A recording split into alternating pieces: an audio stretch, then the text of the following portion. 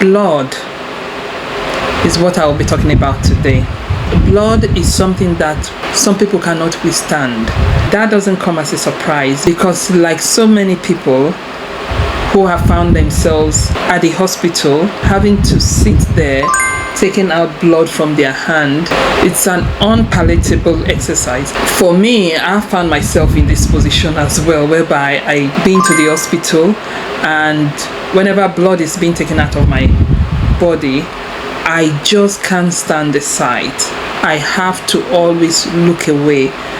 Why? Because that's my blood there being taken out of my body. That's the source of life. The body without the blood cannot function, because blood is that tool at which all of the nutrients in our body travels from one destination to another destination.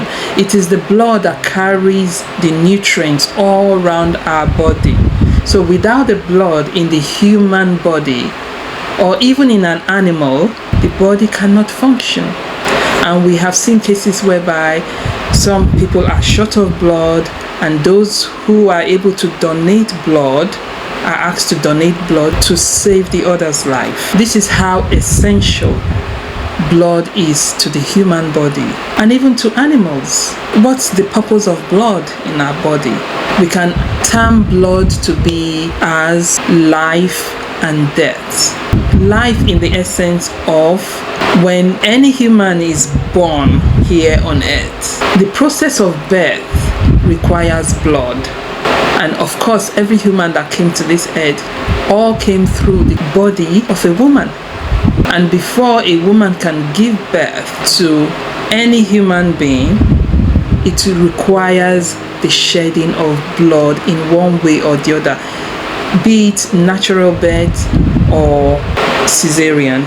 It requires the shedding of blood, which is the essence of life. And blood also serves as a symbol of death as well when it comes to the shedding of blood. For example, when somebody has an accident, if it's a fatal accident and you see the shedding of blood, it's sometimes a symbol of death. So blood is a lifeline and a death line, if you can put it that way.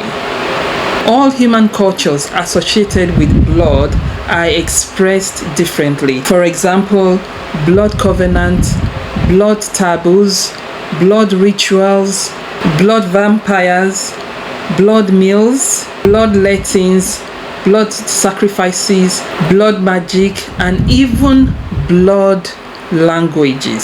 Some cultures express blood languages as blue blood, blood bath, and blood money. So blood is something that every culture connotes because it's got to do with human beings, life and death. So every human relates with blood, whether be it as humans or even in animals. And this is where the ancient African culture comes in. In that culture, when you talk about blood or you're referring to blood, it's always referred as sacred. And the most common way the African culture relates to blood is when it comes to ritual sacrificing. In the ritual sacrifice, this blood is seen as sacred. Sacred in the sense that this is representative of life and death. Hence, when it comes to handling of this sacred blood, shall we say, it is usually done in a spiritual way, because the African culture believes that humans are part of nature and vice versa. So for blood to be shed, nature has to be taken into consideration. Since in that culture, animals are used as sacrificial offering, not human beings, animals. That's in the ancient African spirituality. What is currently going on is a culture that has been infiltrated. So you have all manner of culture which isn't ancient to the African spirituality. In the ancient African spirituality, it is animals that are offered. And these animals, before they are offered, They have to be up to a certain standard. The animals must not have defects on them. When these animals are being sacrificed, they are not just mishandled without any form of dignity. They have a special way of how these animals are put down. These animals are put down in such a way that they feel no pain. And once they are put down, they are also offered as a sacrifice to the ancestors or to the deities in recognition of the fact that these animals were actually provided by the Creator. And for life to be taken out of these animals is also got to be in acknowledgement of nature, in acknowledgement of the deities, of the ancestors, and of course the Creator. I did a video regarding this. You can go watch that video. I explained all this. So this is how the African spirituality views and practiced the sacrifice of animals, because it is the belief that when blood is taken out of that animal, life is snuffed out of that animal, and it's got to be done in a way that the animal does not feel the pain. And there are other cultures that do attest to this practice as well, like the Jewish culture.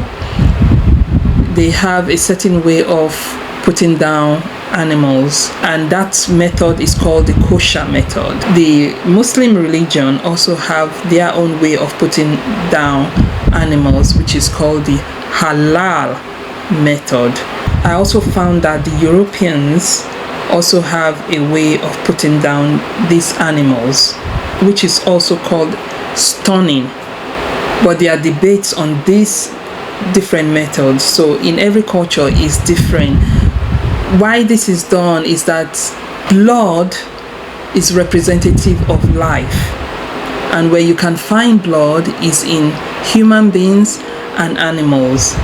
For this blood to be shed, it is the belief that it's got to be done in a way that the animal does not feel much pain. And of course, animals are put down for different purposes. Could be for the purposes of consumption.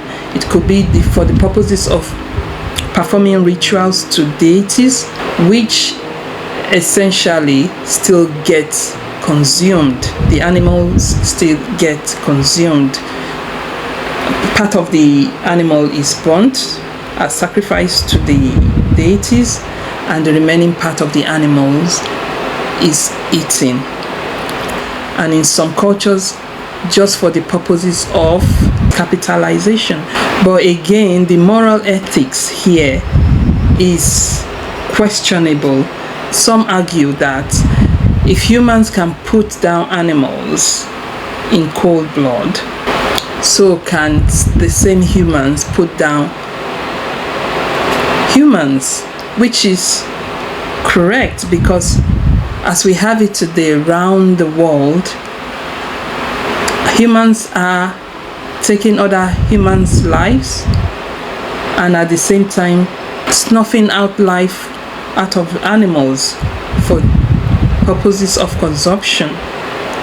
And what has heightened this level of consumption of animals in the entire world is capitalization, because the demand, again, we're talking about demand and supply, the demand for the consumption of animals around the world is great. And because there's great demand, we have capitalization of this. Capitalization is one force that has driven the consumption of animals to the rooftop, which is something that we are finding difficult to control as humans.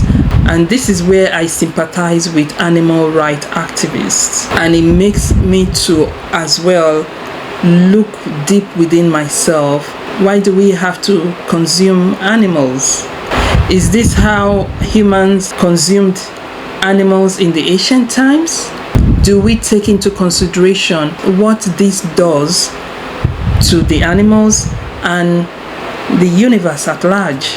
How much of these animals do we have to slaughter to satisfy our own consumption? Or even capitalize on the use of the skin of these animals in the production of things like leather bags, leather shoes, leather everything, without the sense of accountability to question ourselves if what we are doing is ethically correct.